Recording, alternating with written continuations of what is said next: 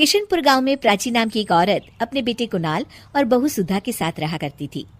सुधा स्वभाव से बहुत ही कामचोर होती है और आए दिन काम न करने के नए नए बहाने बनाती रहती है, जिसकी वजह से अक्सर घर में कलह भी हो जाया करती है। अरे बहू, तुमने बर्तन क्यों नहीं किए? वो माँ जी, मेरी उंगली कट गई थी सब्जी काटते वक्त, इसलिए नहीं कर पाऊंगी। तो क्या हुआ, बर्तन तो कर ही सकती हो। नहीं ना माँ जी, सर्फ लगने से कटे हुए भाग में दर्द हो जाएगा। आज के लिए बर्तन आप ही कर लीजिए। इस तरह से सुधा रोज काम ना करने के नए नए बहाने ढूंढ ही लेती है। सुधा कुणाल के आते ही काम करने का दिखावा करती और उसके जाते ही वापस से नया नाटक करती।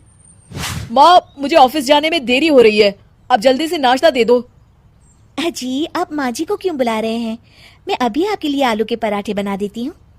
अरे वाह सुधा, जब से तुम आई हो माँ को कितना आराम मिल गया है। तुम सच में बहुत अच्छी बहू हो। प्राची सुधा की इस आदत से बहुत ही परेशान होती है, मगर वो कुछ भी नहीं कर पाती। इधर सुधा काम न करने का रोज एक नया बहाना ढूंढ लेती। अब कोई ऐसा बहाना बनाऊंगी जिससे माँ जी की चिकचिकी खत्म हो जाए और वो मुझे काम के लिए बोलना ही छोड़ दे। सुधा रसोई में जोर जोर से चिल्लाने का नाटक करती है और प्राची भागी भागी उसके पास आती है। क्या हुआ बहू?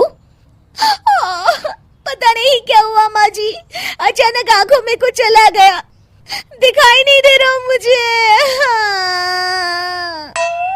अरे कैसी बातें कर रही हो, आंखों को अच्छे से धोकर मसलो ना। आंखों को बहुत बार धो लिया मैंने, मगर कुछ भी नहीं दिख रहा अभी।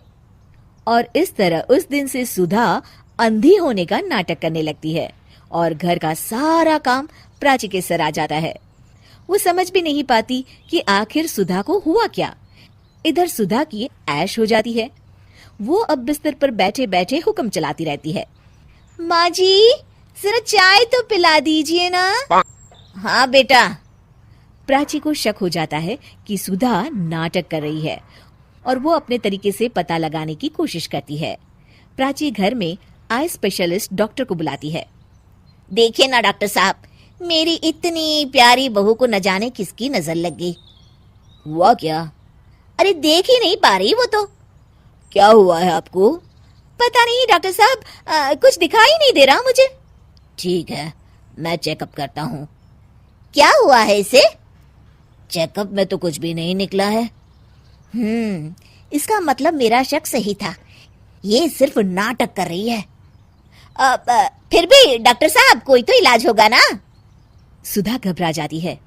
माँ जी, आप क्यों मेरी आंखों के पीछे पड़ गई हैं? मैं जिंदा हूँ, क्या ये काफी नहीं है? आंखें भी ठीक हो जाएगी ना धीरे धीरे। नहीं बहू, तुम तकलीफ में हो ये मैं देख नहीं पा रही। डॉक्टर साहब आप देखिए ना, कोई तो इलाज होगा इसका। मुझे कोई इलाज नहीं करवाना। मेरी आंखें भगवान की मर्जी की वजह से गई है और उनकी मर्जी की वजह से वापस आ जाएगी। देखिए, मैं दवाई लिख देता हूँ और आप इनको क्लिनिक पर ले आना। डॉक्टर तो चला जाता है, मगर सुधा अपने बिस्तर से टस की मस नहीं होती और अगले कुछ दिन भी प्राची को ही काम करते रहना पड़ता है। पानी सर के ऊपर से गुजर गया है, ये ऐसे नहीं सुधरने वाली। कुछ दिनों बाद प्राची कुछ काम से घर से बाहर गई होती है। हे भगवान, बहुत तेज भूख लगी है, पता नहीं माँ जी कब तक वापस लौटेगी। तब तक अपने लिए कुछ बना ही लेती हूँ। सुधा कुछ बना ही रही होती है कि तभी प्राची अचानक से लौट आती है। हे भगवान, माँ जी तो बहुत जल्दी लौट आई। जल्दी जल्दी चूल्हा बुझाने के चक्कर में उसके पल्लू में आग लग जाती है और वो जोर जोर से चिल्लाने लगती है। ये आवाज कैसी? प्राची भागी भागी रसोई की तरफ आती है। अरे बहू, ये आग कैसे लगी और तुम यहाँ क्या कर रही थी? पहले मुझे बचाइए माँ जी।